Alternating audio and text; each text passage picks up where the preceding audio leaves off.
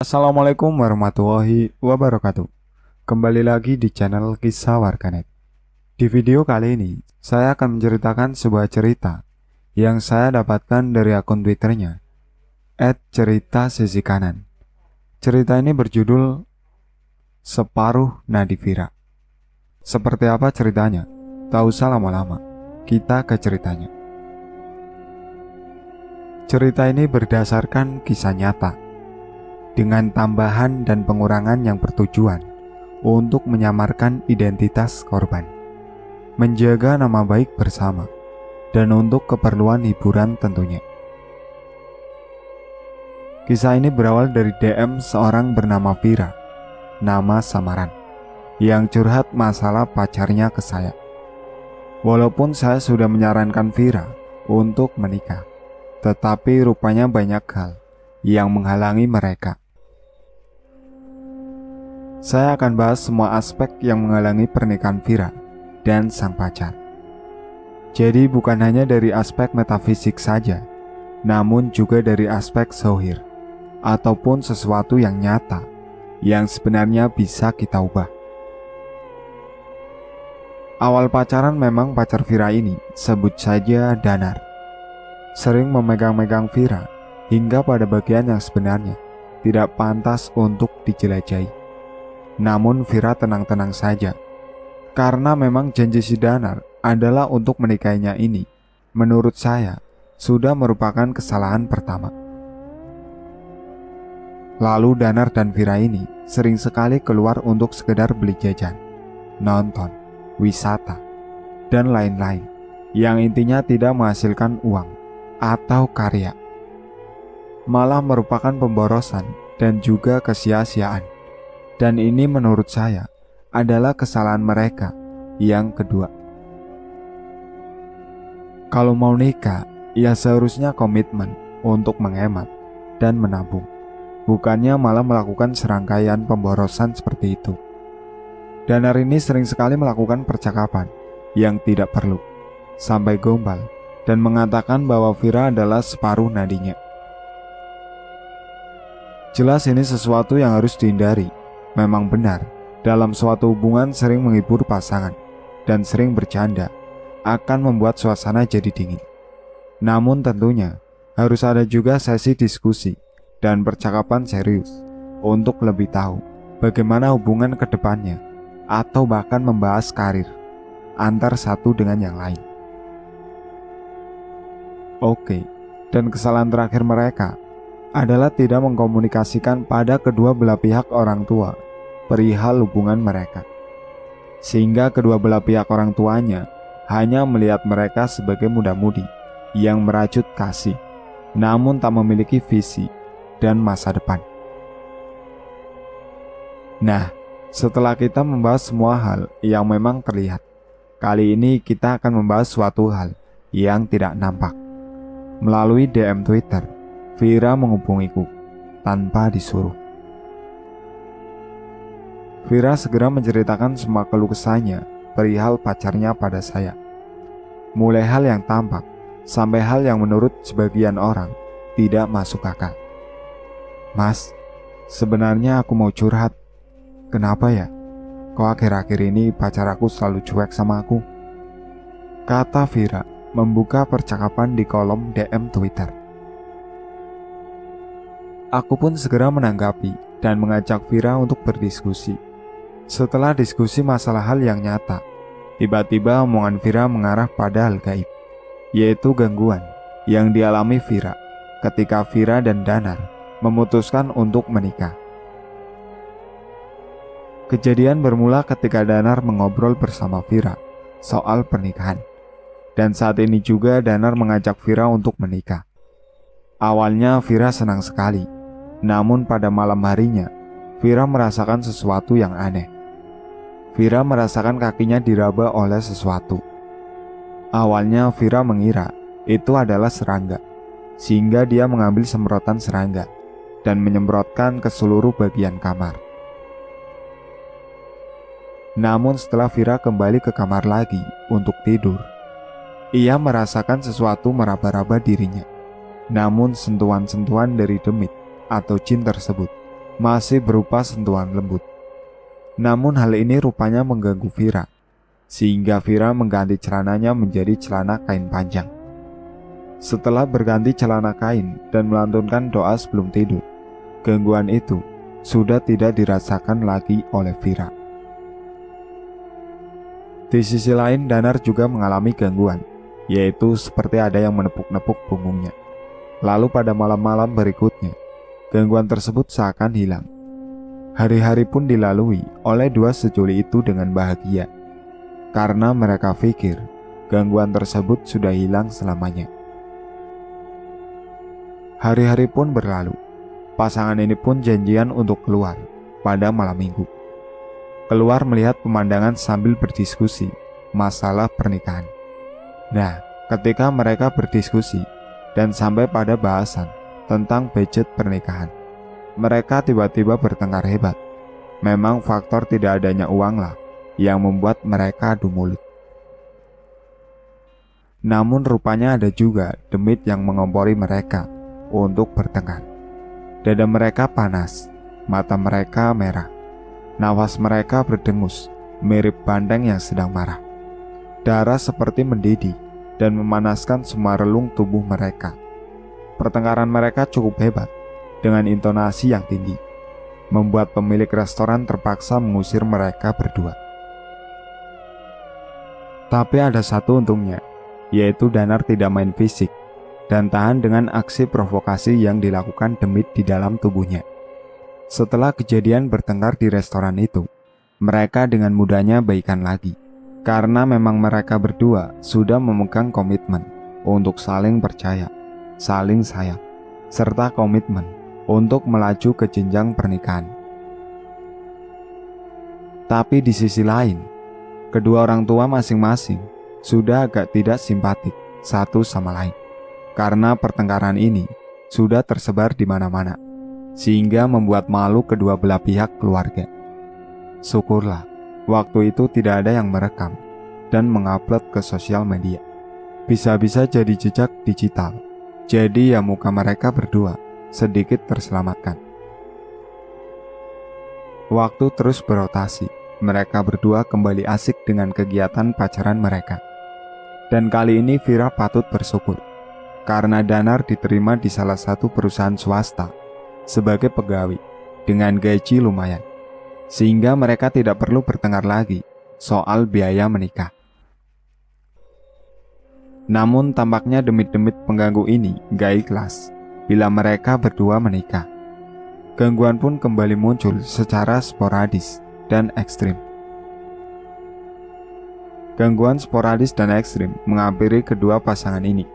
Vira yang sedang tidur di kamar tiba-tiba mendengar suara korden ditarik oleh seseorang. Vira spontan bereaksi. Mama, kenapa ada di kamar Vira malam-malam? Kata Vira yang mengira orang yang menarik korden itu adalah mamanya. Namun senyap, tidak ada suara apapun. Bahkan sosok yang menarik korden tadi seakan hilang ditelan gelap malam. Vira pun kembali tidur malam itu. Namun tidur Vira tidak bisa nyenyak seperti biasanya, karena dia merasa ada yang mengawasinya di sudut gelap tersebut. Gangguan-gangguan di malam selanjutnya pun tak kalah mengerikan. Setiap malam badan Vira panas, dan Vira selalu mendengar suara berisik dari luar kamarnya. Namun ketika Vira melihat keluar jendela kamar, tidak ada apa-apa. Waktu terus berjalan, malam berikutnya pun semakin ekstrim bagi Vira. Awalnya seperti yang dialami Vira, yaitu kaki Vira diraba-raba, dan kemudian kaki yang diraba tadi lama-kelamaan bukan hanya diraba, namun ada seperti goresan cakar yang melukai kaki Vira. Vira seketika berteriak pada suatu malam karena ia merasakan kakinya dicakar dengan sangat dalam oleh makhluk misterius. Orang tua Vira yang mendengar teriakan anaknya tersebut langsung menghampiri anaknya dan mengecek kondisinya. Setelah dicek ternyata benar di kaki Vira seperti ada bekas cakaran yang cukup dalam dan mustahil dilakukan oleh manusia. Sesegera mungkin Vira dibawa ke rumah sakit setelah pertolongan pertama di rumah. Pulang dari rumah sakit, luka Vira sudah agak mendingan. Orang tua Vira pun juga langsung berdiskusi dan akhirnya memutuskan untuk membawa Vira ke salah seorang ustadz ruqyah yang sudah terkenal. Dan kalau saya sebutkan namanya, pasti sudah ada yang kenal dengan beliau. Saya tidak akan sebut namanya di sini. Takutnya saya dituduh mencari popularitas memakai nama beliau. Oke, karena beliau ini sangat handal, akhlaknya bagus, doanya juga kuat, bacaan Al-Qurannya juga bagus, maka dengan mudah Vira dapat disembuhkan. Namun beliau menyarankan agar Vira mendapat pendampingan dari beliau untuk memantau kondisinya. Serta Pak Ustadz juga meminta Vira dan keluarga untuk update kondisi Vira, karena Pak Ustadz merasa ada yang tidak beres dengan Vira. Orang tua Vira hanya mengiyakan, namun saran Pak Ustadz hanya dianggap angin lalu oleh mereka. Untuk hari-hari selanjutnya memang Vira sudah tidak ada gangguan sama sekali. Di sisi lain, Danar rupanya juga mengalami gangguan. Kaki Danar selalu ngilu, seperti habis bekerja atau olahraga berat. Padahal kerja Danar tidak berat, hanya duduk di kantor saja. Danar juga sering mimpi buruk. Setiap malam pun seperti ada yang menggoyang-goyangkan spring bed atau kasur milik Danar.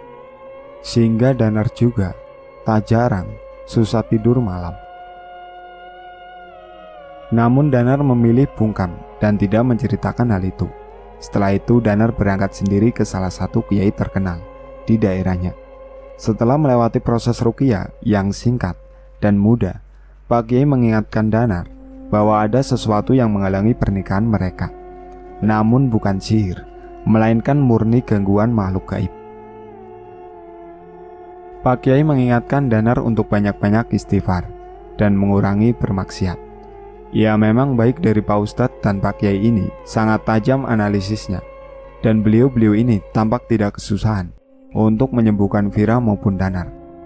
Tidak seperti saya yang masih rendah ilmunya. Setelah terbebas dari gangguan-gangguan yang selama ini menimpa mereka, akhirnya kedua sejoli ini kembali bertemu. Dan alhamdulillahnya, Danar sudah mendapatkan kerja yang lebih baik. Dia sudah diterima di salah satu perusahaan swasta sebagai manajer produksi. Tapi nampaknya demit pengganggu ini masih saja ada dan membisiki sesuatu pada Vira. Tiba-tiba saja Vira menginginkan banyak hal dan membuat mereka kembali bertengkar soal biaya yang akan dikeluarkan.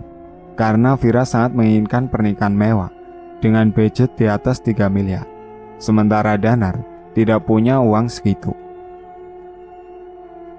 Vira juga tiba-tiba menuntut untuk membeli rumah besar, mobil, dengan harga di atas 1 miliar, dan sejumlah barang mewah lainnya. Danar pun tak habis pikir terhadap sikap Vira yang tiba-tiba menjadi sangat materialistik dan banyak menuntut. Mentang-mentang Danar sudah punya kerja dengan gaji yang lumayan, Vira menjadi seenaknya terhadap Danar. Akhirnya, pertengkaran seperti di restoran beberapa waktu lalu pecah kembali. Mata Danar dan Vira kembali berubah merah semerah darah. Nafas mereka pun mendengus seperti seekor banteng yang sedang mengamuk. Namun untungnya pertengkaran ini tidak lama, karena mungkin doa dari para ustadz berpengaruh terhadap demit-demit ini. Selang beberapa minggu, Vira kumat lagi dan sering kesurupan lagi. Gangguan pun mulai kembali menghantui Vira. Selimut Vira sering ditarik oleh demit jahat yang mengganggunya. Vira juga mulai sering bermimpi bertarung dengan banyak demit. Bahkan Vira sempat menyaksikan antara dua pasukan demit saling serang satu dengan lainnya. Akhirnya disinilah Vira mulai menghubungi saya dan minta tolong pada saya. Proses penyembuhan Vira pun dimulai. Saya memulainya dengan berat, karena rupanya jin jahat atau demit ini sangat banyak, sehingga memaksa saya melantunkan doa berkali-kali. Di sini kesalahan saya dimulai. Seharusnya saya meruqyah kedua pasangan ini, namun hanya Vira yang saya ruqyah. Setelah proses ruqyah selesai, hubungan kedua pasangan yang akan menikah ini bukannya lebih harmonis, malah lebih renggang dan parah. Danar menjadi mengambek dan menghilang begitu saja dari kehidupan Vira. Saya pun bertanya, demit yang mengganggu Vira sudah berhasil saya babat habis, walaupun dengan resiko tubuh saya yang jadi panas dingin dan kecapean. Karena setiap pagi dan sore selama 3 hari saya berzikir dan membacakan ayat-ayat ruqyah untuk Vira. Namun lagi-lagi Allah menunjukkan kuasanya dan mengingatkan bahwa aku hanya manusia biasa. Aku hanya membabat demit atau jin jahat yang berada pada tubuh Vira, namun tidak dengan demit yang ada di tubuh Danar. Sungguh saya kecolongan, namun karena badan sudah lelah sekali, saya pun memutuskan untuk istirahat di kamar dan tidur untuk memulihkan tenaga saya. Namun akhirnya Vira juga berterima kasih karena gangguannya sudah hilang. Setelah 3 bulan semenjak kejadian ini, saya kembali mendengarkan kajian ruqyah yang dibawakan oleh salah satu guru saya.